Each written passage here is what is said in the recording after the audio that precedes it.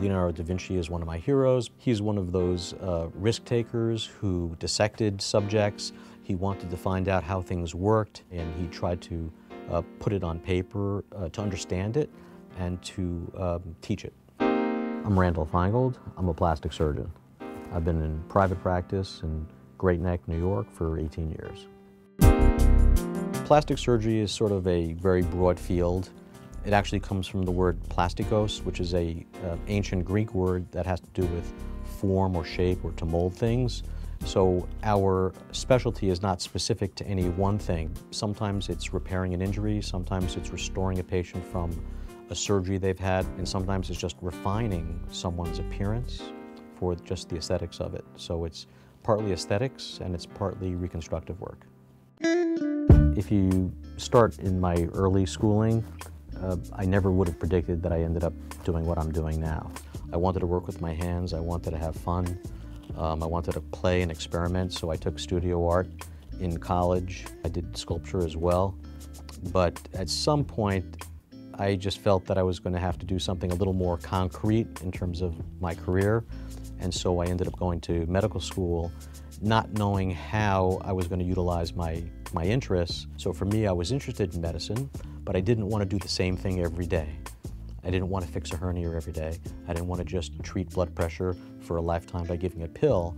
I wanted to tackle a different problem every single day by looking at it visually, analyzing it, finding out what was wrong with the image, and then coming up with a unique solution to a problem that may never have existed before. And that was when I really got the idea that I wanted to go into plastic surgery because I could be very creative.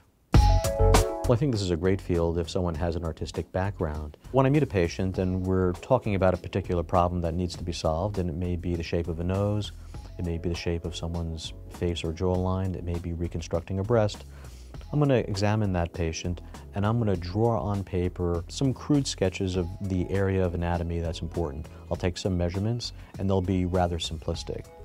The next level will be a more detailed drawing. I'm going to be thinking more three-dimensionally about what's missing, what's wrong with this picture. And then I'm going to do photography, multi-angle photography. I need to see it from different views and different light, and then I'll project those images onto my computer, and then I'm going to analyze what changes I want to take place. And then I'm going to review those images with the patient, and I'm going to make a laundry list of all the problems that I see and how that's going to translate into an operation.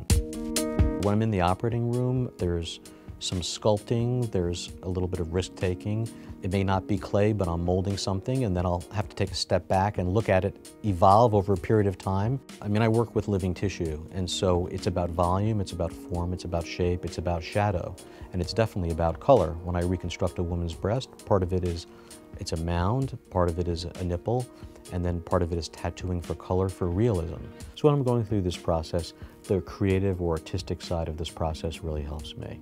And some of it relates back to my studio art days and studying light and shadow, color and form. In painting or in sculpture, the artist has an intent, he creates a composition, and any number of viewers may connect to it and then get a sense of what the artist was trying to communicate. In my field, the communication is much more focused to an individual, and there may be a physical construction, but a lot of it is to create in their mind that sense of wellness. So it's a connection at a lot of different levels, but it's very intense and it's very personal.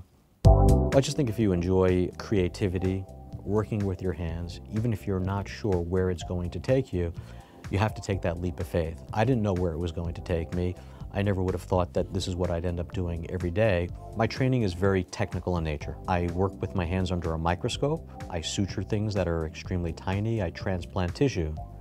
And yet, despite all of that technical effort, there's also the creative aspect of it. Part of it is working with your hands. Part of it is exploring light and shadow and form and structure. So the art background is a critical component of it, but it wouldn't be sufficient because I need to have my technical skills. But the technical skills aren't sufficient alone because I also need to have a creative component to it, an aesthetic component to it, and know how to make something that looks beautiful.